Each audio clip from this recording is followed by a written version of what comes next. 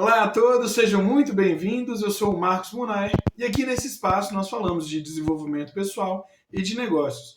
E hoje nós vamos falar sobre aleatoriedade. Será que ela existe? Vamos entender sobre isso.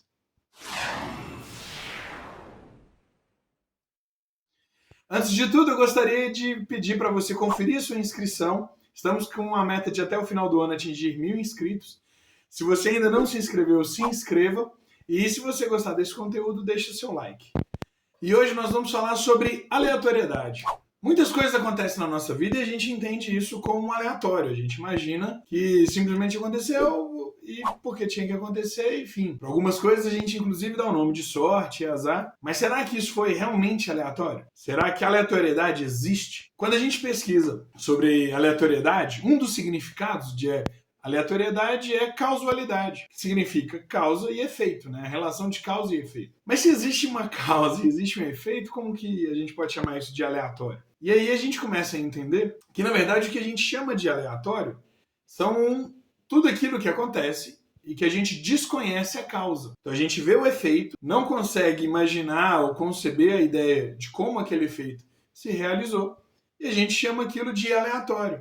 Quando a gente vai começar a investigar, a entender um pouco mais sobre isso, a gente começa a perceber que muita coisa que a gente chama de aleatório, de sorte, de azar, de coisas da vida, etc., elas existem uma causa anterior. Quando a gente começa a entender aquela causa anterior, a gente vê que é um sistema um pouco mais complexo. Então, por exemplo, quando você joga dados, você deve estar pensando que os números caem aleatoriamente. Mas se você jogar dados inúmeras vezes para constatar essa aleatoriedade, você vai ver que existe um padrão. Que o número de vezes que uma determinada face do dado vai cair, ela é mais ou menos igual a todas as outras. Existe um padrão. Para você ter uma ideia, pensa o seguinte: até 2019, a senha mais usada no mundo era 1, 2, 3, 4, 5, 6. E olha que curioso, a senha é uma coisa pessoal que qualquer pessoa no mundo pode criar da mais variada forma a senha. Então era pra gente ter uma miscelânea de senhas, mas a rigor a senha mais usada é 1, 2, 3, 4, 5.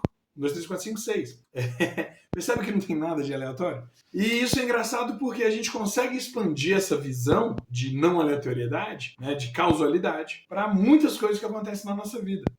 Muitas coisas que acontecem na nossa vida, a gente entende aquilo como um efeito que a gente não consegue enxergar a causa, portanto, a gente não determina qual causa que é. E muitas vezes acontece também da gente olhar, conseguir descobrir a causa e pensa, nossa, mas essa causa não tem nada a ver, não houve nada que fez ela acontecer, só que na verdade a gente está olhando por uma causa que foi gerada por outra causa, então a gente está olhando por um efeito e achando que é uma causa, percebe? É óbvio que isso vai se tornando mais complexo à medida que a gente avança na busca dessas causas. Então, por exemplo, quando a gente joga dados, eles caem exatamente da única forma que eles poderiam ter caído.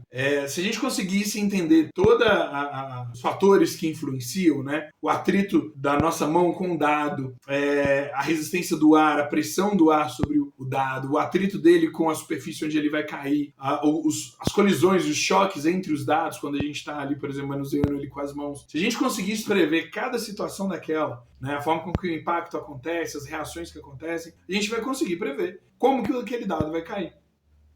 E aí a gente começa a perceber que ele não caiu de forma aleatória. Ele, na verdade, caiu da única forma que ele poderia ter caído. E quando a gente traz isso para a nossa vida, quando a gente começa a analisar todos os efeitos que acontecem na nossa vida, a gente começa a perceber que existem algumas causas. A gente consegue enxergar algumas causas, que inclusive a gente consegue ter até influência sobre elas. Na verdade, quando você começa a investigar que você está colhendo certas coisas que você, na verdade, foi você que plantou, você começa a ver que você tem um poder muito maior sobre a sua vida, uma capacidade de transformação sobre a sua vida muito maior do que você imagina que você tem. Na verdade, quando você começa a analisar isso, você vai se surpreender com o resultado.